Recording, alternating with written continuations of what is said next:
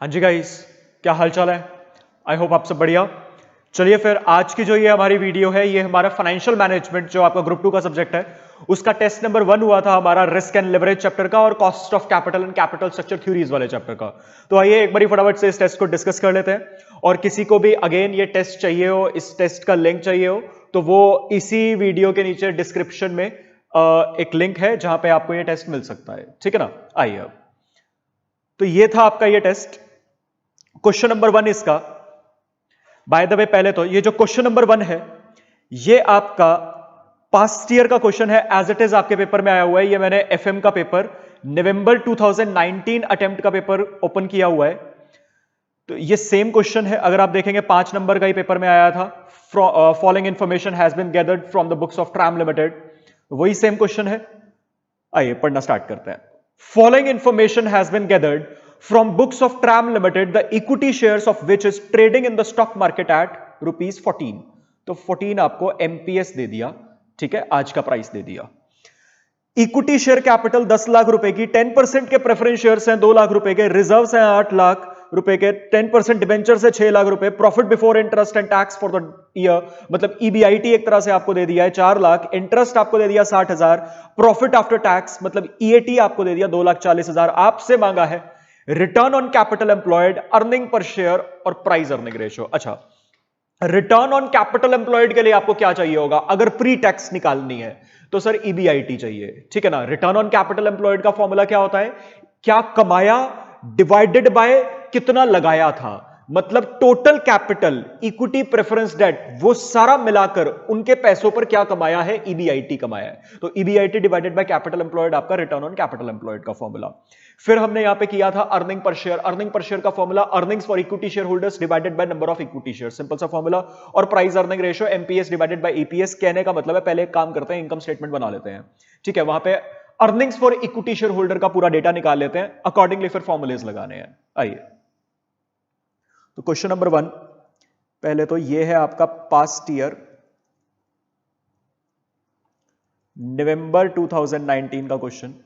तो सबसे पहले हम इसमें बना रहे हैं इनकम स्टेटमेंट।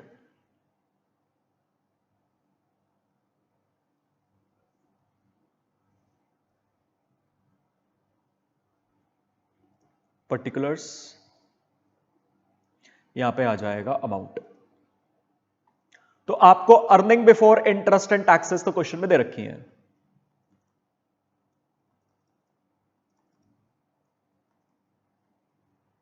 ये थी आपके पास 4 लाख रुपए, माइनस करेंगे इसमें से इंटरेस्ट जो कि आपके पास 60,000 रुपए दिया हुआ है।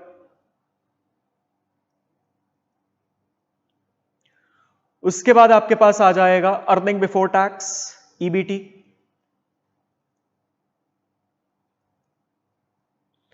₹3,40,000, माइनस करेंगे इसमें से टैक्स। टैक्स की परसेंटेज आपको क्वेश्चन में नहीं दे रखी है, बट आपको प्रॉफिट आफ्टर टैक्स दे रखा है 2,40,000। तो टैक्स जितना भी होगा वो माइनस करेंगे तो मेरे पास अर्निंग्स आफ्टर टैक्स मतलब प्रॉफिट आफ्टर टैक्स 2,40,000, मतलब बैलेंसिंग फिगर आपके पास टैक्स आ गया 1 लाख रुपए, ठीक है ना। अच्छा, अर्निंग्स आफ्टर टैक्स में से माइनस होता है प्रेफरेंस डिविडेंड, ये माइनस कर देंगे, प्रेफरेंस वालों को भी पे कर दिया, जो भी इसके बाद निकलेगा वो आपके पास earnings for equity share holders आएंगी। तो प्रेफरेंस शेयर्स हैं 2 लाख रुपए के 10% वाले, तो 2 लाख रुपए की कैपिटल पे फेस वैल्यू पे 10% डिविडेंड का रेट 20,000 आपके पास यहां पे earnings for equity share holders भी आ जाएगा। ये आ जाएगा आपके पास 2,20,000। अब आपके पास सारा डेटा आ चुका है। सबसे पहले पार्ट में आपको क्वेश्चन ने बोला था रिटर्न ऑन कैपिटल एम्प्लॉयड। तो पहले तो इसका फॉर्मूला क्या लगाया है डिनोमिनेटर में, न्यूमरेटर में जो लगाया है उस पे कमाया क्या है। तो डिनोमिनेटर में एक तरह से टोटल कैपिटल एम्प्लॉयड, टोटल कितना पैसा लगाया और इस टोटल पैसों पर कमाया कितना। टोटल कैपिटल एम्प्लॉयड में तो इक्विटी, प्रेफरेंस, डेट सबका पैसा आ जाता है, तो इन सबके लिए क्या कमाया है बिजनेस से, ईबीआईटी, क्योंकि ईबीआईटी के बाद तो जिसने कंपनी में पैसा लगाया था उनमें पैसा बांटते हैं एक तरह से, ठीक है ना। डेट वालों को इंटरेस्ट बांट दिया, सरकार को टैक्स बांट दिया, प्रेफरेंस वालों को उनका डिविडेंड बांट दिया, लास्ट में जो बच गया वो इक्विटी वालों का या फिर कंपनी की रिटेन्ड अर्निंग्स। एनीवे, ईबीआईटी आप निकाल चुके थे, कितना आया था? अच्छा, क्वेश्चन में दिया हुआ था 4 lakh, divided by capital employed आपके पास क्वेश्चन में है, equity share capital 10 lakh plus preference shares 2 lakh, 12 lakh हो गया total, plus reserves 8 lakh, 20 lakh हो गया, प्लस 6 लाख डिबेंचर्स 26 लाख। और ऑब्वियसली परसेंटेज में कन्वर्ट करने के लिए मल्टीप्लाई बाय 100 आपके पास रिटर्न ऑन कैपिटल एम्प्लॉयड आ जाएगा। सिंपल है बिल्कुल, ये आ जाएगा आपके पास 15.38%। सेकेंड पार्ट में उसके बाद क्वेश्चन ने आपसे मांगा है अर्निंग पर शेयर, तो ये एक तरह से ए पार्ट फिर B part. Earning per share का formula earnings for equity share holders divided by capital employed. तो earnings for equity share holders आपके पास 2,20,000 डिवाइडेड बाय कैपिटल एम्प्लॉयड नहीं, sorry, number of equity shares. Number of equity shares है आपके पास 10 लाख रुपए की equity share capital, 10 रुपए का एक शेयर, तो नंबर ऑफ इक्विटी शेयर्स कितने हो गए? 1 लाख, ठीक है ना। इससे डिवाइड कर देंगे, ये आ जाएगा आपके पास ₹2.2 पर शेयर, अर्निंग पर शेयर आ गया। लास्ट आपसे सी पार्ट में इस क्वेश्चन में मांगा है price earning ratio. Price earning ratio का formula MPS divided by EPS. MPS आपको क्वेश्चन में दिया हुआ है पहली लाइन में 14, डिवाइडेड बाय ईपीएस आपने अपने बी पार्ट में निकाला है अभी 2.2, तो ये आ गया आपके पास 6.36। एंड दिस इज इट, ये था आपका ये क्वेश्चन, बिल्कुल आसान था। आइए फिर नेक्स्ट क्वेश्चन पे चलते हैं आप। अच्छा, इसके बाद है अब आपके पास टेस्ट का हमारा क्वेश्चन नंबर 2। ये आपका रिस्क एंड लिवरेज एनालिसिस वाले चैप्टर से था। बाय द वे, ये वाला क्वेश्चन भी आपका पेपर में नवंबर 2019 के ही पेपर में question number 2, the balance sheet of Geetashree limited is given below, बिल्कुल सेम क्वेश्चन 10 नंबर का, ठीक है ना। इनफैक्ट मैंने यहीं से उठा के आपके टेस्ट में डाला था ये क्वेश्चन। बाय द वे, मैं ये साथ साथ जैसे टेस्ट आपको दिखा रहा हूं, अब आप अज्यूम करके देखिए नवंबर 2019 का पेपर कितना आसान पेपर होगा। इससे पिछला क्वेश्चन भी नवंबर 2019 का था, 5 नंबर का कंपलसरी क्वेश्चन पेपर में आया हुआ है।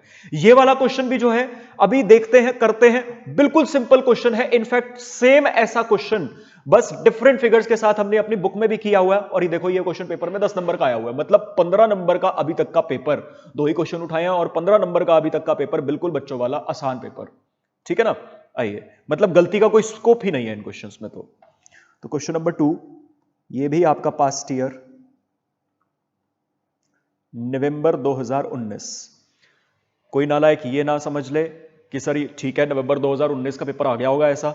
मैं और पेपर्स भी डिस्कस करूंगा, उनके भी क्वेश्चंस आपको टेस्ट में देता रहूंगा ताकि आपको पूरा आइडिया लग जाए, पेपर आसानी आता है। The balance sheet of Geetashree limited is given below. Liabilities के नाम पर आपको शेयर होल्डर्स फंड में इक्विटी शेयर कैपिटल 10 रुपए ईच, 1,80,000 की, रिटेन्ड अर्निंग्स 60,000, तो total equity fund 2,40,000। Non current liabilities में 10% डेट 2,40,000, करंट लायबिलिटीज 1,20,000 और लायबिलिटीज का टोटल, लायबिलिटी साइड का टोटल 6 लाख। एसेट्स में फिक्स एसेट है 4.5 लाख, करंट एसेट है 1.5 लाख, टोटल वही 6 lakh. Companies asset turnover ratio is 4, it's fixed operating cost is 2 lakh. Fixed operating cost है, मतलब कंट्रीब्यूशन माइनस फिक्स्ड कॉस्ट जो होती है वो वाली फिक्स्ड कॉस्ट दे रखी है, इंटरेस्ट के अलावा। इंटरेस्ट नहीं है इसमें क्योंकि वो फाइनेंसिंग फिक्स्ड कॉस्ट होती है एक तरह से। And it's variable operating cost ratio is 60%। Bye the वे, अगर वेरिएबल ऑपरेटिंग कॉस्ट रेशियो 60% है तो पीवी रेशियो मतलब कंट्रीब्यूशन कितना परसेंटेज बचेगा? 40%, सिंपल बात। टैक्स रेट आपको 30% दिया हुआ है। मांगा है आपसे फर्स्ट पार्ट में operating leverage, financial leverage, combined leverage. Second part अभी देखते हैं। अच्छा, एक बात बताओ, यहां से ये सारे लिवरेजेस निकालने के लिए पहले फटाफट से फॉर्मूला, यहां पे आपका परसेंटेज चेंज वाला जो फॉर्मूला हमने किया था वो लगेगा, या जो अल्टरनेट फॉर्मूला किया था कंट्रीब्यूशन डिवाइडेड बाय ईबीआईटी जैसे ऑपरेटिंग लिवरेज के केस में वो वाला लगेगा? तो सर आपके पास क्वेश्चन में सिंगल डेटा दिया हुआ है, तो फॉर्मूला तो लगेगा सिंगल वाला, कंट्रीब्यूशन डिवाइडेड बाय ईबीआईटी करके। तो ऑपरेटिंग लिवरेज का फॉर्मूला क्या है? कंट्रीब्यूशन डिवाइडेड बाय ईबीआईटी, क्योंकि इन दोनों के बीच में ही फिक्स्ड कॉस्ट है जिसकी वजह से ऑपरेटिंग लिवरेज होता है। फाइनेंशियल लिवरेज का formula EBIT divided by EBT, क्योंकि इन दोनों के बीच में ही इंटरेस्ट आता है जो कि फाइनेंशियल लिवरेज के एग्जिस्टेंस का रीजन है। एक बार आपके पास ऑपरेटिंग और फाइनेंशियल लिवरेज आ गया, इन दोनों का मल्टीप्लिकेशन करके आपके पास कंबाइंड लिवरेज आ जाएगा, या फिर आप डायरेक्टली फॉर्मूला लगा सकते हो EBIT contribution divided by EBT, क्योंकि कंट्रीब्यूशन और ईबीटी के बीच में दो खर्चे लाए करते हैं, फिक्स्ड कॉस्ट और इंटरेस्ट, जिसकी वजह से पूरा का पूरा कंबाइंड लिवरेज आता है। ठीक है ना। आइए, ये बात मैंने फॉर्मूलेज आपसे इसलिए भी डिस्कस किए क्योंकि आपको कंट्रीब्यूशन, ईबीआईटी, ईबीटी, ये तीन मेन चीजें चाहिए ये सारे लिवरेजेस निकालने के लिए, तो सर इनकम स्टेटमेंट बनानी पड़ेगी। आइए,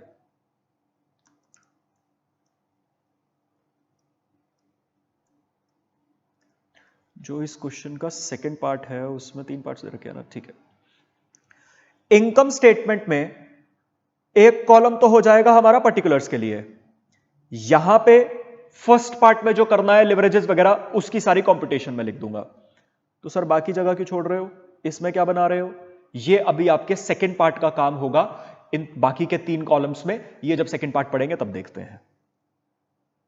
पर्टिकुलर्स यहां पे प्रेजेंट सिनेरियो, बाकियों में बाद में लिख देंगे, ठीक है ना। तो सबसे पहले तो सेल माइनस वेरिएबल कॉस्ट। अब सेल तो कहीं पे क्वेश्चन में दे नहीं रखी है, वेरिएबल कॉस्ट की भी परसेंटेज दे रखी है, कोई दिक्कत नहीं है, अभी नहीं लिखते, फिर जब आ जाएगी तब लिख देंगे। यहां पे कंट्रीब्यूशन आ जाएगा, माइनस करेंगे इसमें से फिक्स्ड कॉस्ट, ये अब आपको दे रखी है क्वेश्चन में, फिक्स्ड कॉस्ट है आपके पास 2 लाख। अच्छा, फिक्स्ड कॉस्ट माइनस करने पे आपके पास क्या आ जाएगा? ईबीआईटी। माइनस करते हैं ईबीआईटी में से इंटरेस्ट।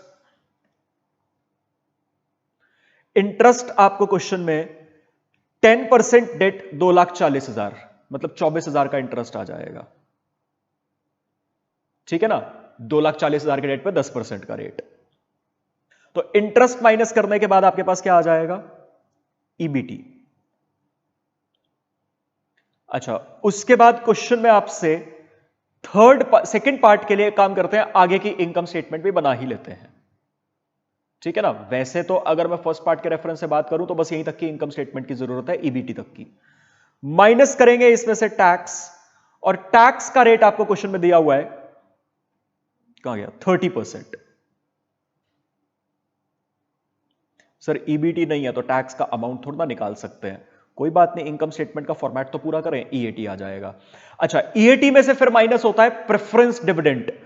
प्रेफरेंस शेयर से रिलेटेड कोई डेटा नहीं है आपके पास, मतलब प्रेफरेंस डिविडेंड है नहीं, तो इसी ईएटी को मैं क्या कह सकता हूं? Earnings for equity share holders, ठीक है ना। अच्छा, earnings for equity share holders को हम डिवाइड करते हैं नंबर ऑफ इक्विटी शेयर से, तो आपके पास ईपीएस आ जाता है, यही होता है। अच्छा, नंबर ऑफ इक्विटी शेयर्स 1,80,000 रुपए की इक्विटी शेयर कैपिटल है, 10 रुपए का एक फेस वैल्यू वाला शेयर, तो 18,000 शेयर्स,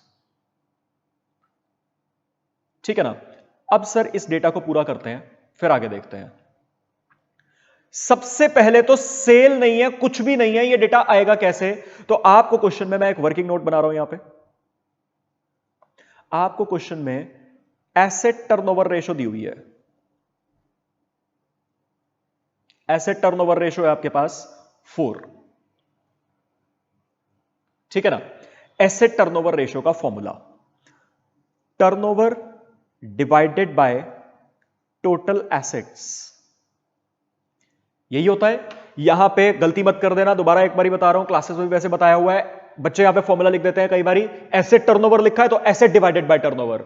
भाई फॉर्मूले को समझने की भी कोशिश करो, मैंने कई बारी बताया है, फॉर्मूले को हमेशा डिनोमिनेटर से समझा जाता है। डिनोमिनेटर में लिखा है टोटल एसेट, इस फॉर्मूले का मतलब क्या है?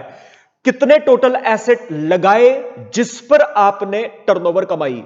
पहले एसेट लगाए होंगे या टर्नओवर कमा ली होगी? पहले मशीनें लगाई होंगी, एसेट लगाए होंगे, उसकी हेल्प से प्रोडक्शन हुई होगी, तभी तो आपने उस प्रोडक्शन को बेच के सेल कमाई होगी, ठीक है ना। तो आपके पास टर्नओवर तो देखो आपको निकालनी है, मतलब sale divided by total asset 4.5 lakh plus 1.5 lakh 6 lakh equals to, इसका आंसर आपको 4 दे रखा है, मतलब यहां से आपके पास टर्नओवर आ जाएगी 24 लाख। ठीक है ना, तो आपके पास टर्नओवर आ गई 24 लाख। बस अब टर्नओवर यहां पे पुटअप कर देंगे वर्किंग नोट नंबर 1 का रेफरेंस डाल के।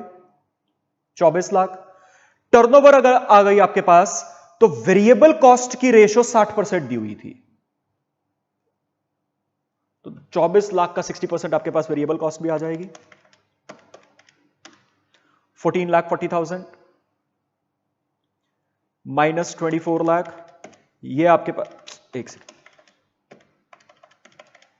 ये आपके पास आ जाएगा 9,60,000। फिक्स्ड कॉस्ट आपके पास ऑलरेडी है, ये माइनस करेंगे आपके पास आ जाएगा 7,60,000 का ईबीआईटी। इंटरेस्ट आपके पास ऑलरेडी है, ये माइनस करेंगे आपके पास आ जाएगा 7,36,000 जो कि है आपका ईबीटी। 30% का इस पे रेट लगाएंगे, ये आ जाएगा 2,20,800।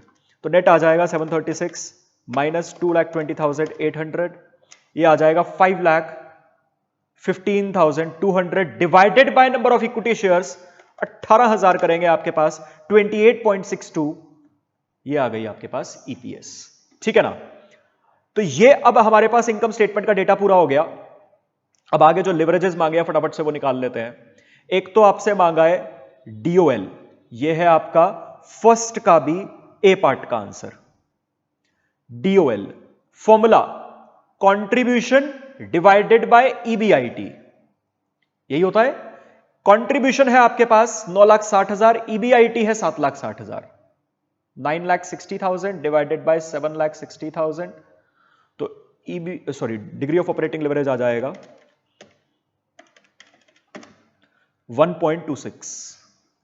ठीक है ना, ऐसे ही बी पार्ट में आपको निकालने को बोला है DFL, degree of financial leverage. इसका formula EBIT divided by EBT. EBIT है आपके पास 7,60,000 डिवाइडेड बाय ईबीटी है 7,36,000, तो ये आ जाएगा आपके पास 1.03। लास्ट आपसे मांगा है सी पार्ट में इस क्वेश्चन में degree of combined leverage DCL. इसका फॉर्मूला या तो कंट्रीब्यूशन डिवाइडेड बाय ईबीटी, नहीं तो alternate formula DOL multiply by DFL. अब जब ये दोनों निकाल चुके हैं तो मल्टीप्लिकेशन से कर लेंगे। 1.26 मल्टीप्लाई बाय 1.03, ये आ जाएगा 1.298 राउंड ऑफ करके। ठीक है ना, आपका फर्स्ट पार्ट हो चुका है पूरा। सेकंड पार्ट पढ़िए। Find out EBIT if EPS is 120, मतलब अगर ईपीएस यहां पर 1 हो तो यहां पर ईबीआईटी कितना आएगा। अगर ईपीएस यहां पर 2 हो और 0 हो, इन तीनों केसेस में ईबीआईटी कितना आएगा ये आपसे मांगा है। 1, 2 और 0 ही है ना। हाँ ठीक है ना, तो मतलब यहां पर अगर ईपीएस 1 हो तो ईबीआईटी निकाल रहे हैं इस कॉलम में। यहां पे ईपीएस अगर 2 हो तो ईबीआईटी कितना, यहां पे ईपीएस अगर 0 हो तो ईबीआईटी कितना। एक तरह से रिवर्स वर्किंग होगी भाई। ईपीएस कुछ भी हो जाए, नंबर ऑफ इक्विटी शेयर्स वही हैं, क्योंकि क्वेश्चन ने ऐसा कहीं नहीं लिखा कि हमने कोई और शेयर्स इशू करे हैं। तो एक बात बताओ, अगर नंबर ऑफ इक्विटी शेयर्स 18,000 है और ईपीएस 1 आया है, मतलब आपने कमाया कितना होगा। आपने 18,000 एक तरह से वही फॉर्मूले में पुट करके earnings for equity share holders divided by number of shares is equal to EPS, इसी फॉर्मूले में जो डेटा दिया हुआ है वो पुट अप करके आपके पास अर्निंग्स आ जाएंगी। मतलब 18,000 कमाया होगा, 18,000 शेयर्स होंगे तो पर शेयर पे 1 रुपए ही कमाया। अच्छा, टैक्स का रेट आपको 30% दे रखा है। अगर ईबीटी 100% है, टैक्स 30% है, तो ये जो earnings for equity share holders या ईएटी वाली अमाउंट है ये 70% को रिफ्लेक्ट कर रही है। मतलब 18,000 डिवाइडेड बाय 70% करूंगा, ग्रॉस अप करूंगा, एक तरह से 100% की वैल्यू आ जाएगी 25714। बैलेंसिंग फिगर आपके पास टैक्स का अमाउंट आ जाएगा 7,714। ऑल्दो ईबीटी आ चुका है, कुछ भी हो जाए इंटरेस्ट तो वही रहेगा। जब लोन का अमाउंट सेम था, ईपीएस के बदलने से इंटरेस्ट थोड़ा ना बदल जाएगा, लोन तो हमारा उतने का ही है। अच्छा, इंटरेस्ट आ गया, ईबीटी आपके पास आ चुका है, प्लस करेंगे 24,000 का इंटरेस्ट, इसमें आपके पास आ जाएगा 49714 एंड दिस इज इट। यही तो निकालना था आपको ईबीआईटी। तो 1 रुपए का ईपीएस, तो ईबीआईटी कमाया होगा 49,714। एक तरह से पूरी रिवर्स वर्किंग है। अच्छा, सेकंड केस में ईपीएस 2 है, नंबर ऑफ इक्विटी शेयर्स 18,000, तो अर्निंग्स कितनी होंगी यहां पे 36,000, 18,000 इंटू 2, टैक्स 30% है, मतलब 36,000 डिवाइडेड बाय 70% करूंगा, 100% की वैल्यू आ जाएगी 51,429। बैलेंसिंग फिगर आपके पास टैक्स आ जाएगा 15,429, ठीक है ना। इंटरेस्ट वही 24,000, ये ऐड कर देंगे 51,429 प्लस 24,000, ये आ जाएगा आपके पास 75,429। ऐसे ही लास्ट वाला केस, भाई अगर ईपीएस 0 आई है, नंबर ऑफ इक्विटी शेयर्स तो वही है, आपने फिर कुछ ही नहीं कमाया होगा इनके लिए।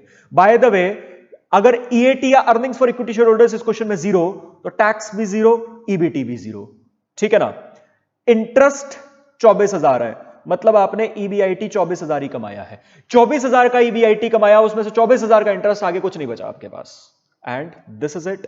आपने जो ये इन तीनों पार्ट्स में किया है, ये आपका एक तरह से इस क्वेश्चन के सेकंड पार्ट का आंसर है, ठीक है ना। यही आपसे मांगा था, ये 3 ईबीआईटीज रिस्पेक्टिव ईपीएस पर। तो बिल्कुल आसान था और आपको पता भी चल गया होगा। बिल्कुल सेम ऐसा क्वेश्चन हमने अपनी बुक में भी कर रखा है क्लासेस में। चलिए अगले क्वेश्चन पे। नेक्स्ट क्वेश्चन था इसके बाद हमारा टेस्ट में, क्वेश्चन नंबर 3। ये अब आपका cost of capital and capital structure theories वाले चैप्टर से था क्वेश्चन। एंड ये वाला क्वेश्चन भी पहले तो आपके रेफरेंस के लिए, ये भी आपका नवंबर 19 का, मोस्टली टेस्ट मैंने आपका ये नवंबर 19 के पास क्वेश्चन पेपर से उठा के बनाया था ये, ताकि आपके स्पेसिफिकली जो क्वेश्चन पेपर्स के क्वेश्चंस है पिछले अटेम्प्ट्स के, वो भी कवर्ड अप हो जाएं इस टेस्ट में। जैसे मैंने नवंबर 19 का पेपर उठाया, ऐसे ही और पेपर्स उठाता रहूंगा बाकी टेस्ट में। एनीवे, तो क्वेश्चन नंबर 5 आया हुआ था नवंबर 19 में, 10 नंबर का ये एज इट इज वही question, company wants to raise additional finance of 5 crore. तो यही सेम क्वेश्चन आपके टेस्ट में था। आइए पढ़ते हैं। A company wants to raise additional finance of rupees 5 crore in the next year. The company expects to retain 1 crore earning next year.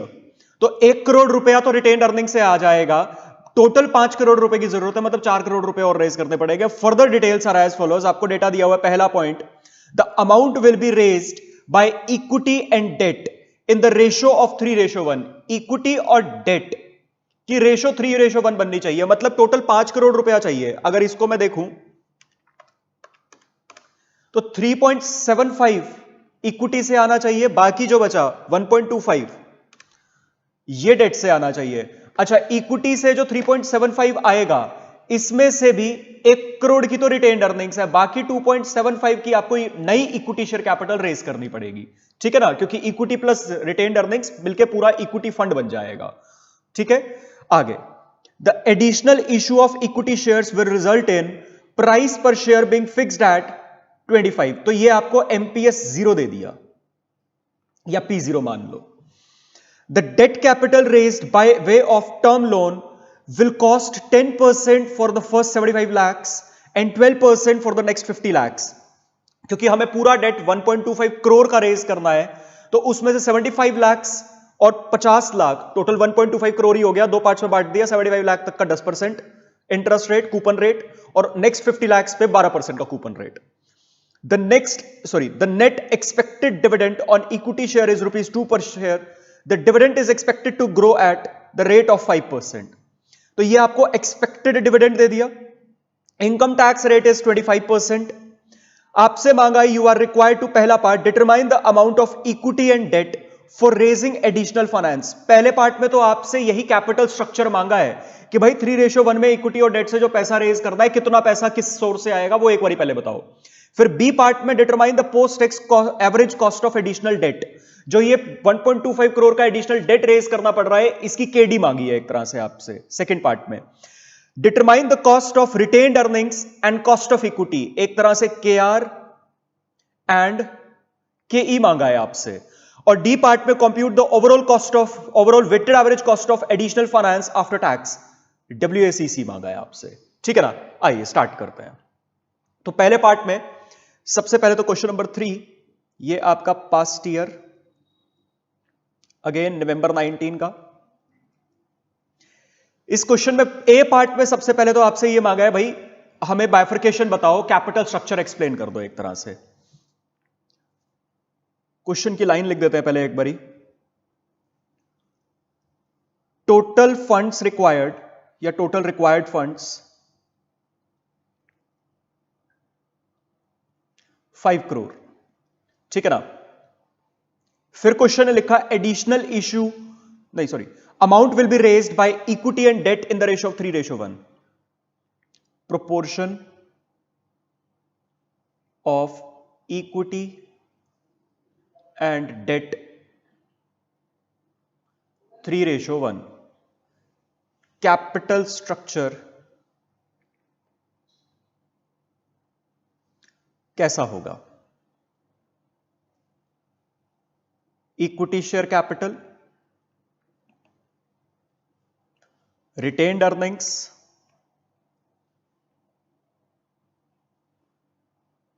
उसके बाद डेट। डेट में अब दो डेट आएंगे, एक 10% वाला, एक 12% वाला। 10% डेट, 12% डेट। इसी तरीके का कैपिटल स्ट्रक्चर दिखेगा। रिटेन्ड अर्निंग्स में हमको पता है 1 करोड़ है। अच्छा, टोटल पैसा 5 करोड़ में से 3:1 में आना है, तो हम यहां पे पहले तो लिख देते हैं इक्विटी से और डेट से कितना कितना आना है, जो मैंने अभी बांट के आपको समझाने के लिए भी बताया था। तो 3.75 करोड़ था इक्विटी से, 1.25 करोड़ था डेट से। इसमें से भी 1 करोड़ की तो है रिटेन्ड अर्निंग्स, ठीक है ना। बाकी 2.75 करोड़ इक्विटी शेयर कैपिटल। और ये जो डेट है इसको दो पार्ट्स में बांट दिया, 75 लाख का डेट अलग, 50 लाख का डेट अलग, ठीक है ना। तो पहली बात यहां पे इक्विटी शेयर कैपिटल आ जाएगा 2.75 करोड़, आई गेस आपको समझ आ गया। उसके बाद 75 लाख का डेट 0.75 लिख दूं, और ऐसे ही 0.5 लाख, क्योंकि सारी वैल्यूज करोड़ में है।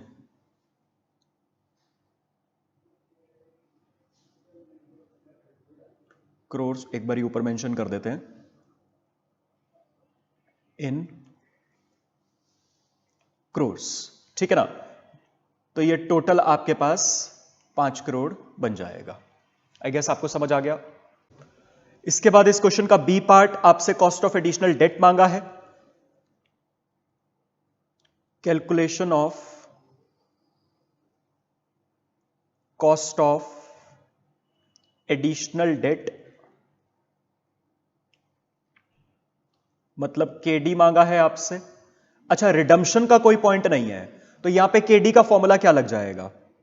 रिडम्पशन का तो कोई पॉइंट नहीं है, तो वो पूरा फॉर्मूला तो लगाने की जरूरत नहीं है। यहां पे बस इतना फॉर्मूला लग जाएगा, interest 1 minus tax divided by net proceeds, ठीक है ना। अब इंटरेस्ट भी आपका दो पार्ट्स में डिवाइडेड है। 75 लाख 0.75 करोड़, वहां तक तो आपका इंटरेस्ट था 10%, प्लस नेक्स्ट 50 लाख पे आपका इंटरेस्ट था 12%। तो ये तो आपने निकाला टोटल इंटरेस्ट ऑन डेट। उसके बाद टैक्स का रेट आपको क्वेश्चन में दे रखा है 25%, 1 minus 25% divided by net proceeds 1 crore 25 lakh, ठीक है ना। सॉल्व करेंगे, आपके पास केडी आ जाएगा, बी पार्ट भी हो जाएगा फिर हमारा। तो ये आ जाएगा आपके पास 8.1%। तो केडी आ गया आपके पास 8.1%। फिर उसके बाद सी पार्ट। अब सी पार्ट में आपसे मांगा था केआर और केई, cost of retained earnings and cost of equity. Calculation of cost of retained earnings and cost of equity. अच्छा, इस क्वेश्चन में रिटेन्ड अर्निंग्स के लिए कुछ अलग डेटा तो दे नहीं रखा है, तो यहां पे स्ट्रेट अवे हमारा कॉन्सेप्ट क्या लग जाएगा, केई इज इक्वल टू केआर बना देंगे हम, assuming KE is equal to KR, और KE का फॉर्मूला लगा देंगे। बाय द वे, कौन सा फॉर्मूला लगेगा यहां पे? KE के तो हमने क्लास में 6 फॉर्मूले करे हुए हैं कॉस्ट ऑफ कैपिटल वाले चैप्टर में। Dividend price model, dividend price plus growth model, earning price model, earning price plus growth model, realised yield approach, CAPM. इसमें से कौन सा फॉर्मूला आपको? डिविडेंड दे रखा है, ग्रोथ रेट दे रखा है, एमपीएस 0 दे रखा है, तो dividend price plus growth model लग जाएगा। फॉर्मूला लिख रहा हूं मैं इसका यहां पे, DPS 1 divided bye MPS 0 plus growth, यही था फॉर्मूला। और इसके नीचे रेफर कर देते हैं, applying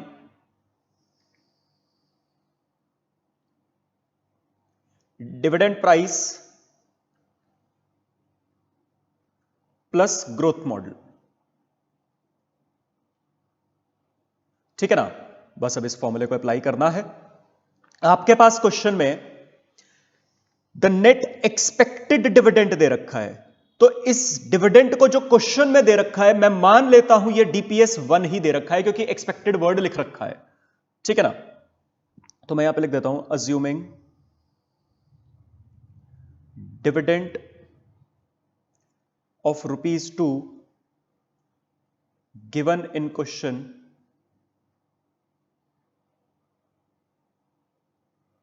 as DPS 1 due to expected dividend return। ठीक है ना, तो फॉर्मूले में बस पुट कर दो KE is equal to KR is equal to DPS 1 2 divided by MPS 0, आपको क्वेश्चन में दिया हुआ है 25, प्लस ग्रोथ रेट आपको क्वेश्चन में दिया हुआ है 5%। ये आ जाएगा आपके पास 13%। तो KE is equal to KR आपके पास 13% आ चुका है। आपका C पार्ट भी हो गया इस क्वेश्चन का। लास्ट पार्ट, D पार्ट, आपसे मांगा था compute the overall weighted average cost of additional finance after tax. Weighted average cost of capital निकालनी आइए, कैलकुलेशन ऑफ WACC।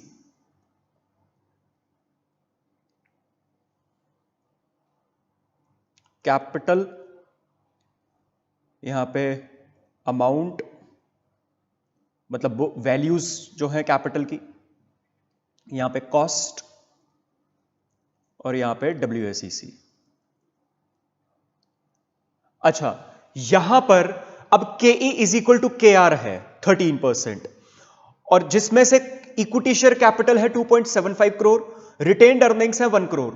तो आप चाहे अलग अलग कर लो, क्योंकि इक्विटी पे भी 13% पे 2.75 का वेट लगाओगे, और इसी तरीके से रिटेन्ड अर्निंग्स में भी 13% पे 1 का वेट लगाओगे। तो आप 13% पे पहले अलग 2.75 का वेट लगाओगे, फिर 13% पे ही 1 का वेट अलग लगाओगे फॉर रिटेन्ड अर्निंग्स। इससे बढ़िया कंबाइंड करके पूरा इक्विटी फंड 3.75 का वेट लगा देते हैं 13% पे। तो आप सब्स्यूम करके भी कर सकते हो, क्योंकि KE is equal to KR है। आई गेस आपको ये बात क्लियर हो गई। ऑल्दो अलग अलग करके करना चाहो अलग अलग करके भी कर सकते हो, मैं अलग अलग करके ही कर देता हूं। इक्विटी 2.75,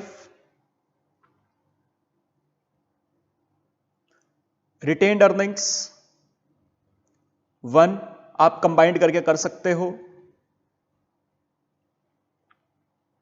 डेट तो पूरा कंबाइंड करके लिख देते हैं 1.25। ठीक है ना। कॉस्ट अब यहां पे भी 13%, यहां पे भी 13%, और डेट की कॉस्ट कितनी आई थी KD 8.1%। तो यहां पे 13%, ये टोटल तो 5 करोड़ था, 13% मल्टीप्लाई बाय 2.75 डिवाइडेड बाय 5। इसी तरीके से यहां पे 13% मल्टीप्लाई बाय 1 डिवाइडेड बाय 5। इसीलिए मैं आपको कह रहा था इकट्ठे कर सकते थे 13% पे सीधा 3.75 डिवाइडेड बाय 5 करके। 8.1% मल्टीप्लाई बाय 1.25 डिवाइडेड बाय 5। ठीक है ना। तो ये आ जाएगा आपके पास 13 मल्टीप्लाई बाय 2.75, 7.15%।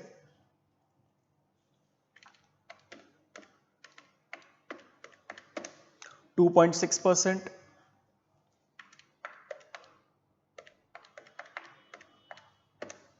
2.025। टोटल निकालेंगे इसका, ये आपके पास weighted average cost of capital आ जाएगा।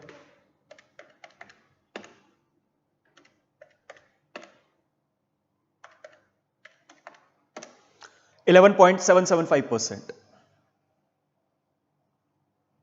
तो ये आ गया आपके पास weighted average cost of additional finance. I guess आपको क्लियर हो गया। And this is it. देखो ये क्वेश्चन भी आपका 10 नंबर का क्वेश्चन। तो अभी तक के हिसाब से सारे क्वेश्चंस जो मैंने इस टेस्ट में पुटअप करे थे वो आपके नवंबर 19 एग्जाम के पुटअप करे थे। सिंगल पेपर में इस तरीके के क्वेश्चंस आए हैं। एक बात बताओ, 25 नंबर का पेपर मेरे ख्याल से कुछ था नहीं अभी तक के पेपर में, ठीक है ना। चलिए आगे बढ़ते हैं। तो जो एफएम हमारी एग्जाम में 60 नंबर की है, उसमें से 25 नंबर की एफएम तो ये थी, कितनी इजी, ठीक है ना। अब आपका लास्ट क्वेश्चन इस टेस्ट का, क्वेश्चन नंबर 4, आइए देखते हैं। The following data relate to two companies belonging to the same risk class. By the way ये वाला क्वेश्चन अब आपका नवंबर 2018 पास्ट ईयर में आया हुआ है एग्जाम में। ये आपके सामने नवंबर 2018 का पेपर खोला हुआ है मैंने। Following data relate to two companies belonging to the same risk class, expected net operating income 18 lakh वगैरह वगैरह। ये सेम क्वेश्चन आपके पास 10 नंबर का नवंबर 2018 में आया था। आइए तो पास्ट ईयर नवंबर 2018, आइए पढ़ना स्टार्ट करते हैं। The following data relate to two companies belonging to the same risk class, A और बी कंपनी, दो कंपनीज का डेटा दे रखा है। एक्सपेक्टेड नेट ऑपरेटिंग इनकम दोनों कंपनीज की 18 लाख है। नेट ऑपरेटिंग इनकम का मतलब एक तरह से आपको ईबीआईटी दे रखा है, ठीक है ना। 12% डेट, ए कंपनी में तो डेट है 54 लाख, बी में डेट नहीं है। इक्विटी कैपिटलाइजेशन रेट ए का दे नहीं रखा, बी का दे रखा है 18%। बाय द वे अगर बी में डेट नहीं दे रखा तो बी हमारी एक तरह से अनलिवर्ड फर्म है, ठीक है ना। जिस फर्म में डेट नहीं होता उसको अनलिवर्ड कहते हैं, और जिसमें डेट होता है उसको लिवर्ड। तो ए हमारी लिवर्ड फर्म है, ठीक है ना। रिक्वायर्ड, पहला part, determine the market total market value, equity capitalisation rate, weighted average cost of capital for each company assuming no taxes as per MM approach. Second part, determine the total market value, equity capitalization rate and WACC, same चीजें, assuming 40% taxes as per MM approach। मतलब दोनों part same है, बस एक में taxes के according करना है, एक में विदाउट टैक्सेस करना है। आइए तो बड़ी सिंपल सी बात है, यहां पे ए कंपनी हमारी लिवर्ड फर्म है, बी कंपनी हमारी अनलिवर्ड फर्म है। और सबसे पहले मुझे फर्स्ट पार्ट में टोटल मार्केट वैल्यू पता लगानी है दोनों कंपनीज की। मतलब बी की मार्केट वैल्यू पता लगाने का मतलब वैल्यू ऑफ अनलिवर्ड फर्म, ए की वैल्यू पता लगाने का मतलब वैल्यू ऑफ लिवर्ड फर्म। तो पहले वैल्यू ऑफ अनलिवर्ड फर्म मतलब बी की वैल्यू पता लगा लेते हैं। अगर बी की वैल्यू आ गई तो ए की value, value of levered firm क्या होता है, फॉर्मूला हमने किया था value of unlevered firm plus tax shield, ये ऐड कर देंगे दोनों को तो हमारे पास value of levered firm that is A आ जाएगी। तो सबसे पहले बी की मार्केट वैल्यू पता लगाते हैं, that is value of unlevered firm. आइए पहले तो ये बात हम क्वेश्चन में बताएंगे, फर्स्ट पार्ट कर रहे हैं। तो सबसे पहले company A is a levered firm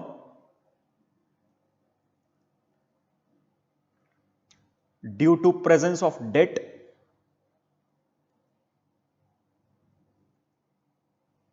company B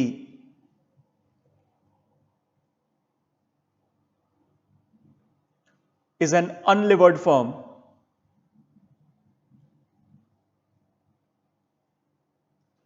as there is no debt। तो सबसे पहले मार्केट वैल्यू ऑफ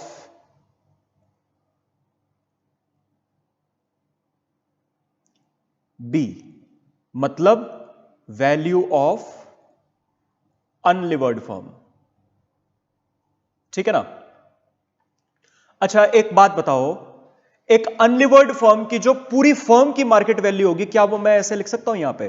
देखो मार्केट वैल्यू किसी कंपनी की क्या होती है, पूरी की पूरी कैपिटल एम्प्लॉयड की वैल्यू, इक्विटी प्लस डेट। अच्छा अनलिवर्ड फर्म में सिर्फ इक्विटी है, डेट है ही नहीं, तो क्या मैं ये लिख सकता हूं value of equity is equal to value of firm? भाई एक अनलिवर्ड फर्म में सिर्फ इक्विटी है, और वैसे हमारी वैल्यू ऑफ फर्म क्या होती है, इक्विटी प्लस डेट। और अगर है ही सिर्फ इक्विटी तो जो इक्विटी की मार्केट वैल्यू है वही पूरी फर्म की मार्केट वैल्यू है, तो वो सही लिखा है मैंने यहां पे। अब इसी बेस लाइन के बेसिस पर मार्केट वैल्यू ऑफ इक्विटी निकाल लेते हैं। मार्केट वैल्यू ऑफ इक्विटी कैसे है, आपको याद होगा ऐसी ऐसी चीजें जो मैं यहां पे कॉन्सेप्ट लगा रहा हूं, ये एक तरह से हमने क्लास में जो आर्बिट्राज का एक क्वेश्चन किया था वहां पे हमने इसी तरीके से किया था। मार्केट वैल्यू ऑफ इक्विटी क्या, इक्विटी होल्डर्स के लिए क्या कमाया। देखो वैसे तो इक्विटी होल्डर्स के लिए earnings for equity shares holders कमाते हैं, प्रेफरेंस डिविडेंड नहीं है, तो जो ईएटी है और earnings for equity share holder है वो सेम है, क्योंकि बीच में माइनस होता है प्रेफरेंस डिविडेंड, वो नहीं है। अच्छा, टैक्सेस भी नहीं है, तो जो ईएटी है वही ईबीटी है। आई गेस आपको समझ आ गया। अच्छा, उसके बाद अनलिवर्ड फर्म है, तो अनलिवर्ड फर्म में डेट भी नहीं है, तो जो ईबीटी है वही ईबीआईटी है। तो एक अनलिवर्ड फर्म में इस क्वेश्चन के डेटा के अकॉर्डिंग मैं कह सकता हूं जो ईबीआईटी है वही एक तरह से earnings for equity share holders है, क्योंकि ईबीआईटी के बाद earnings for equity share holders तक पहुंचने के लिए बीच में जो जो चीजें माइनस होती हैं वो कुछ है ही नहीं। ठीक है ना, तो मैं यहां पे लिख देता हूं नेट ऑपरेटिंग इनकम ऑब्लिक, आपकी रेफरेंस के लिए ईबीआईटी ऑब्लिक, ये भी आपकी रेफरेंस के लिए, ये एक तरह से मैंने न्यूमरेटर में earnings for equity share holders ही लिखा है, डिवाइडेड बाय ये earnings for equity share holders. और आपके पास फर्म बी का इक्विटी कैपिटलाइजेशन रेट दे रखा है 18%, डिवाइडेड बाय 18% कर दिया। एक तरह से फॉर्मूला क्या लगाया है, न्यूमरेटर में लिखा है इक्विटी वालों के लिए क्या कमाया है, डिवाइडेड बाय डिनोमिनेटर में लिखा है रेट। अगर किसी को भी कंफ्यूजन हो सर ये क्या कर दिया, कैसे फॉर्मूला लगा दिया, कुछ भी दिक्कत हो, तो एक बड़ी सिंपल सी बात, जैसे मैंने क्लासेस में भी ये रेफरेंस आपको दिया था, मैं कहूं 1 लाख रुपए की कैपिटल लगाई, उस पे 10% का रिटर्न कमाया, तो रिटर्न का अमाउंट आया 10,000। अब मैं ये कैपिटल का अमाउंट छुपा लूं और आपसे बोलूं जरा बता सकते हो कैपिटल का अमाउंट, बिल्कुल बता सकते हो, x इज इक्वल टू 10,000 का रिटर्न कमाया डिवाइडेड बाय 10% के रेट पर कमाया। यही फॉर्मूला बनाया आपने यहां से, न्यूमरेटर में 10,000 लिखा, मतलब रिटर्न का अमाउंट डिवाइडेड बाय 10% रिटर्न का रेट, मैंने वहां पर यही लिखा है। न्यूमरेटर में इक्विटी वालों के लिए क्या कमाया, रिटर्न का अमाउंट डिवाइडेड बाय किस रेट पर कमाया, 18%। ठीक है ना, तो ये नेट ऑपरेटिंग इनकम आपको दे रखा था 18 लाख बी फर्म का। ये ध्यान रखना, ऑल्दो यहां पे दोनों का नेट ऑपरेटिंग इनकम सेम है, लेकिन मैंने यहां पे लिखा बी का है, ठीक है ना, डिवाइडेड बाय 18%, ये आ जाएगा आपके पास 1 करोड़ आएगा ना शायद, हाँ जी 1 करोड़। ये आपके पास मार्केट वैल्यू ऑफ इक्विटी आ गया, और हमने पहले ही एक्सप्लेन कर रखा था, क्योंकि अनलिवर्ड फर्म है, डेट है नहीं, तो जो इक्विटी की वैल्यू है वही एक फर्म की वैल्यू है। तो आपके पास वैल्यू ऑफ कंपनी या फर्म बी ब्रैकेट में अनलिवर्ड आ चुका है 1 करोड़ इक्विटी के बराबर। ठीक है ना, अब market value of company A, company A की मार्केट वैल्यू जो कि लिवर्ड फर्म है, डेट है इसमें, वो हमने स्टार्टिंग में एक्सप्लेन कर दिया क्यों। अच्छा, इसका फॉर्मूला क्या होता है, value of levered firm is equal to value of unlevered firm plus tax shield. अच्छा, वैल्यू ऑफ अनलिवर्ड फर्म आप निकाल चुके हो 1 करोड़ प्लस टैक्स शील्ड।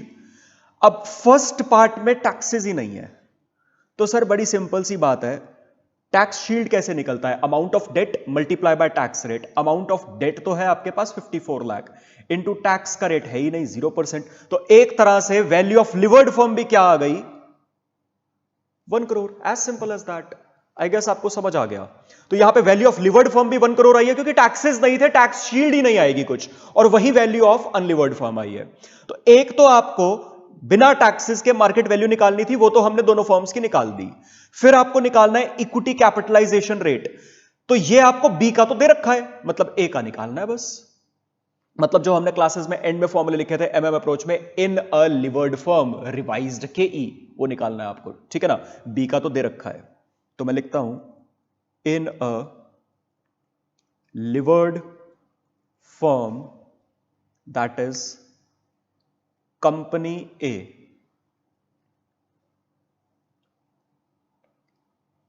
के E is equal to earnings for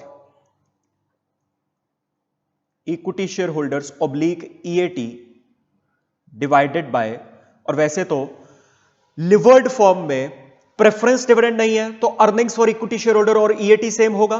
taxes भी मना कर दिए, टैक्सेस भी नहीं है, तो जो ईएटी है और ईबीटी है वो भी सेम होगा। ठीक है ना, मतलब मैं कह सकता हूं earnings for equity share holders is equal to EBT इस क्वेश्चन के हिसाब से, क्योंकि ईबीटी के बाद earnings for equity share holder तक पहुंचने के लिए जो चीजें बीच में माइनस होती हैं वो है ही नहीं। अच्छा, ईबीटी से ऊपर इंटरेस्ट पहले माइनस होता है, इंटरेस्ट है अब क्योंकि लिवर्ड फर्म है और इसमें डेट और उसका कूपन रेट दे रखा है, इंटरेस्ट आप माइनस कर सकते हैं, तो मैं यहां पे ऑब्लिक करके ईबीटी लिखता हूं, ठीक है ना, divided by equity share capital. भाई बड़ी सिंपल सी बात है, इक्विटी वालों ने कितना पैसा लगाया उस पर कितना रिटर्न आपने कमाया, उस बात की परसेंटेज। तो न्यूमरेटर में लिखा रिटर्न कितना कमाया डिवाइडेड बाय कितनी कैपिटल लगवाई थी, उतना रिटर्न कमाने के लिए परसेंटेज ऑफ रिटर्न आ जाएगा, दैट इज के ही। अच्छा, earnings for equity share holder, तो आपके पास यहां पे ईबीआईटी था आपके पास 18 लाख, मैं अलग से वर्किंग नोट में कंप्यूट कर देते या यहीं पे कर देते हैं। ये तो था आपके पास 18 लाख नेट ऑपरेटिंग इनकम, मतलब ईबीआईटी इंटरेस्ट रेट आपको दे रखा है माइनस इंटरेस्ट कंप्यूट कर देते हैं। 54 लाख का डेट है और 12% का कूपन रेट है।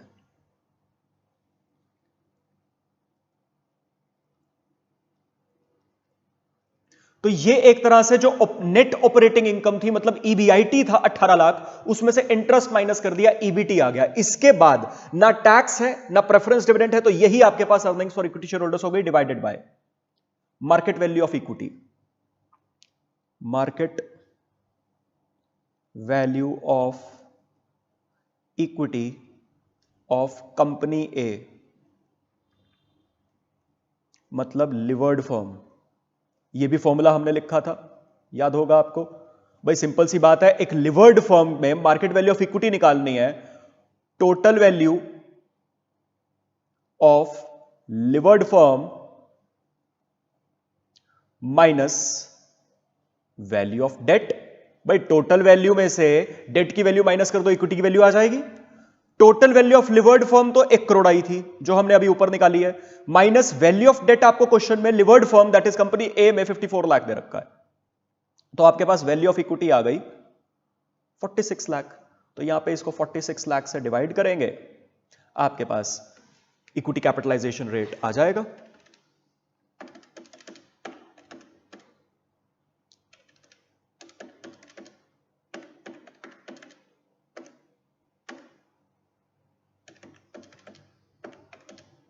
ये आ गया 25.04%। आई होप आपको समझ आ गया। ये आपके पास इक्विटी कैपिटलाइजेशन रेट भी आ गया। सिर्फ कंपनी ए का निकाला, क्वेश्चन ने स्पेसिफाई नहीं किया था, कंपनी बी का दे रखा है क्वेश्चन में ही। अच्छा, उसके बाद आपको एक तो हमें मार्केट वैल्यू निकालना था बिना टैक्सेस के, इक्विटी कैपिटलाइजेशन रेट निकालना था बिना टैक्सेस के, निकाल लिया, और weighted average cost of capital. आइए, calculation of WACC, capital values cost WACC, ठीक है ना। अच्छा, सबसे पहले तो है आपके पास इक्विटी। इक्विटी की वैल्यू, ये बाय द वे मैं अभी निकाल रहा हूं कंपनी ए का, कंपनी बी का भी इसके बाद। अच्छा, इक्विटी की वैल्यू कंपनी ए में अभी आपने पता लगाई थी 46 लाख, और डेट की वैल्यू आपको क्वेश्चन में ही दे रखी थी कंपनी ए में 54 लाख, ठीक है ना। केई आपने अभी निकाला 25.04% कंपनी ए का। केडी, अच्छा कूपन रेट दे रखा है 12%। बाय द वे केडी निकालने के लिए वैसे तो हमें पूरा फॉर्मूला लगाना पड़ता है, interest 1 minus tax plus redemption value minus net proceeds divided by number of years overall divided by average liability. आपको रिडम्पशन वाला पॉइंट नहीं दे रखा, कुछ नहीं डेटा उसके बारे में, वो पॉइंट हट गया। अच्छा, उसके बाद आपको टैक्स रेट भी नहीं दे रखा, तो सीधा सीधा जो कूपन रेट है अल्टीमेटली वही केडी है, ठीक है ना। तो ये मत सोचना कि मैंने डायरेक्टली इंटरेस्ट रेट क्यों लिख दिया, आपके पास टैक्स का रेट नहीं है तो और कोई इंपैक्ट आएगा ही नहीं, तो स्ट्रेट अवे 12% यहां पे केडी बन गया। बस अब इसके वेट्स लगाने हैं।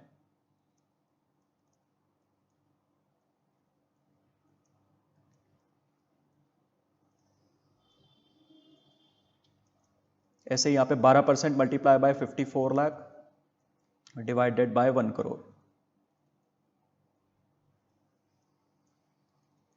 ठीक है ना। इसका बाद में टोटल लगाएंगे, आपके पास weighted average cost of capital आ जाएगी 25.04 मल्टीप्लाई बाय 46 डिवाइडेड बाय 100, ये आ जाएगा आपके पास 11.52%।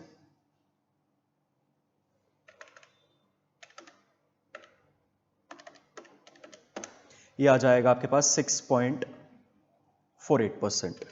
11.52 प्लस 6.48, ये आ जाएगा आपके पास 18%। तो 18% is your weighted average cost of capital, that is KO for company A. And by the way, company B के लिए आपको ये सारी कंप्यूटेशन लगाने की जरूरत नहीं है, because weighted average cost of capital of company B is equal to, that is KO is equal to KE is equal to 18%। Question में ही दे रखा था KE, क्योंकि डेट नहीं है ना, तो वेट तो सारा का सारा KE पे ही लगेगा, 100% KE पे ही लगेगा, तो जो KE है वही KO है, जब KD है ही नहीं। ठीक है ना, तो स्ट्रेट अवे ये आंसर हो गया।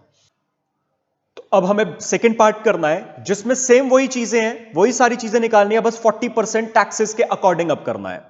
तो जैसे हमने फर्स्ट पार्ट में किया था, बस वहां पे टैक्सेस के इंपैक्ट्स देने होंगे। फर्स्ट पार्ट में हमने जैसे सबसे पहले value of market value of firm B निकाली थी, ठीक है ना, जिसमें हमने value of equity is equal to value of firm equate किया था। पहले यही काम करते हैं, मतलब एक तरह से वैल्यू ऑफ अनलिवर्ड फर्म निकाल लेते हैं पहले। Value of company B, that is unlevered firm, ठीक है ना। कॉन्सेप्ट जैसे हमने पहले लिखा था, value of equity is equal to value of firm, अगर ये एक अनलिवर्ड फर्म है तो मार्केट वैल्यू ऑफ इक्विटी,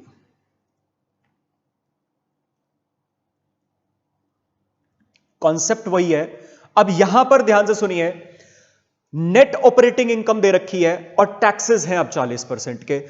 आपको एक तरह से लिखना क्या है, earnings for equity share holders, कि भाई इक्विटी शेयर होल्डर्स वालों के लिए कमाया क्या। अच्छा, earnings for equity share holders बोल लूं या EAT बोल लूं, बात एक ही है इस क्वेश्चन के अकॉर्डिंग, क्योंकि प्रेफरेंस डिविडेंड वगैरह नहीं है, ठीक है ना। उसके बाद EAT बोल लूं या EBT बोल लूं, बात एक नहीं है, क्योंकि आपको इस क्वेश्चन में टैक्स रेट दे रखा है अब, तो मैं EAT ही लिखूंगा divided by equity capitalisation rate, मतलब KE। ये आपको दे रखा है, एक तरह से वही कॉन्सेप्ट, कितना रिटर्न कमाया न्यूमरेटर में, डिवाइडेड बाय किस रेट पर कमाया, आपके पास कैपिटल का अमाउंट आ जाएगा। तो आपको नेट ऑपरेटिंग इनकम तो दे रखी थी 18 लाख। नेट ऑपरेटिंग इनकम मतलब EBIT 18 लाख, माइनस होता है इसमें से इंटरेस्ट, डेट नहीं दे रखा अब, क्योंकि अनलिवर्ड है, डेट तो नहीं है, तो EBIT ही EBT है, बट माइनस टैक्स होगा। तो 1 माइनस टैक्स का रेट 40% दे रखा है। जो हमने फर्स्ट पार्ट किया था वहां पे ये इंपैक्ट नहीं आया था। डिवाइडेड बाय KE आपको कितना दे रखा है इसका, 18%। तो ये सॉल्व करेंगे, आपके पास वैल्यू ऑफ इक्विटी आ जाएगी अनलिवर्ड फर्म की,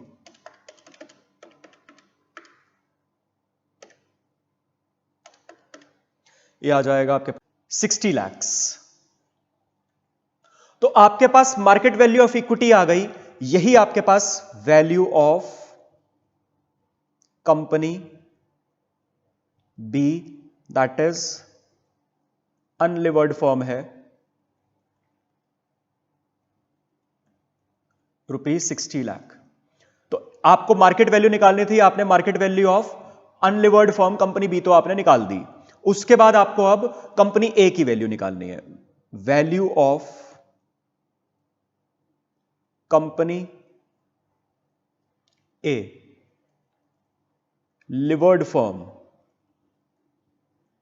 is equal to value of unlevered firm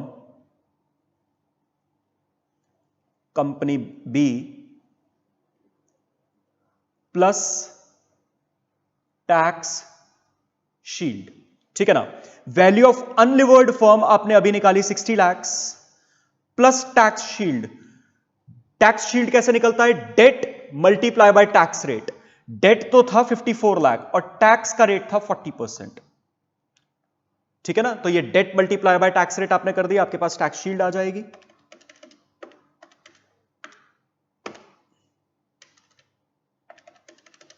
एक सेकेंड, 21,60,000 प्लस 60 लाख, ये आ जाएगा आपके पास 81,60,000। तो ये आ गई आपके पास market value of levered firm. एक सेकेंड, एक तरह से कंपनी ए की वैल्यू, तो कंपनी ए की भी मार्केट वैल्यू आ गई, कंपनी बी की भी मार्केट वैल्यू आ गई। मार्केट वैल्यूज निकालनी थी, फिर आपको निकालना था equity capitalisation rate. Again company A का ही निकलेगा क्योंकि कंपनी बी का तो दे रखा है। मार्केट, ओहो एक second, market capitalisation rate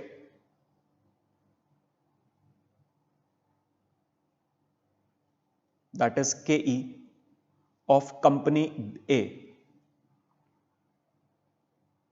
that is of a livered firm। तो लिवर्ड फर्म का केई, अगेन वही formula, in a levered firm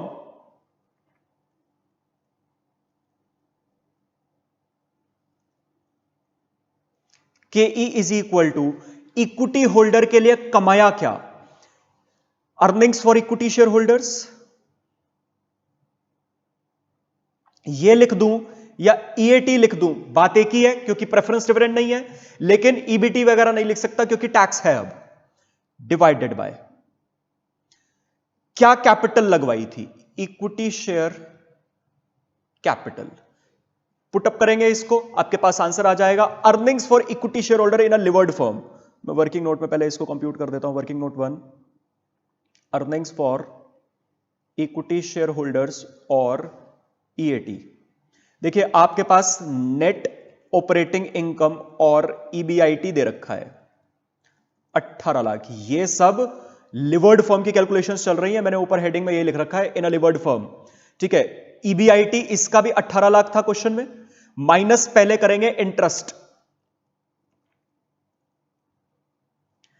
54 lakh का डेट है जिसका कूपन रेट आपके पास था 12%, ठीक है ना। ये आएगा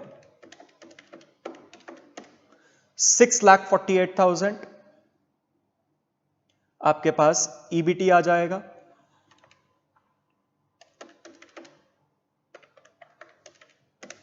11,52,000।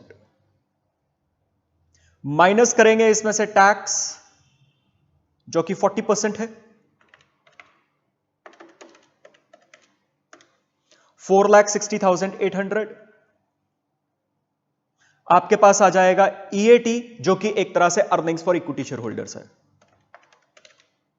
क्योंकि प्रेफरेंस डिविडेंड नहीं है, 6,91,200, ठीक है ना।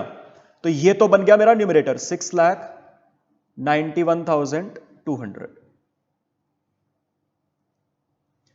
मैं रेफरेंस डाल देता हूं, इसे क्या आ गया, working note number 1 divided by market value of equity in a levered firm.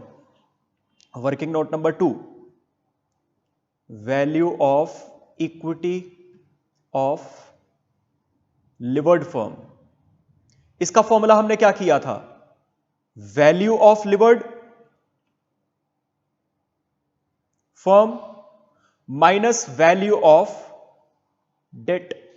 भाई आप टोटल वैल्यू में से डेट माइनस कर दो, आपके पास इक्विटी की वैल्यू आ जाएगी। Total value of levered firm आपने ऊपर निकाल रखी है अभी 81,60,000, ठीक है ना, माइनस वैल्यू ऑफ डेट था यहां पे 54 लाख। आपके पास वैल्यू ऑफ इक्विटी आ जाएगी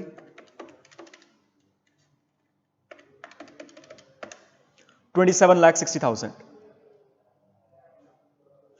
तो यहां पे फॉर्मूले में पुटअप कर देंगे 27,60,000।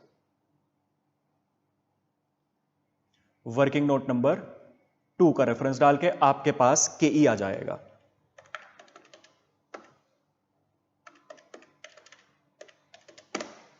%25.04% वही आया है, चेक कर ले एक बारी।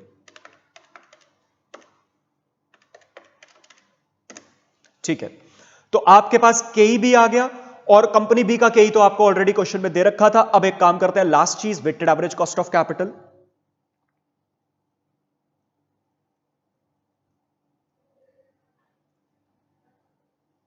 तो कंपनी ए का निकाल रहे हैं ये, क्योंकि कंपनी बी में तो फिर मैं वही लिख दूंगा के ई इज इक्वल टू के ओ, अनलिवर्ड है, डेट है ही नहीं, ठीक है ना। यहां पे कैपिटल,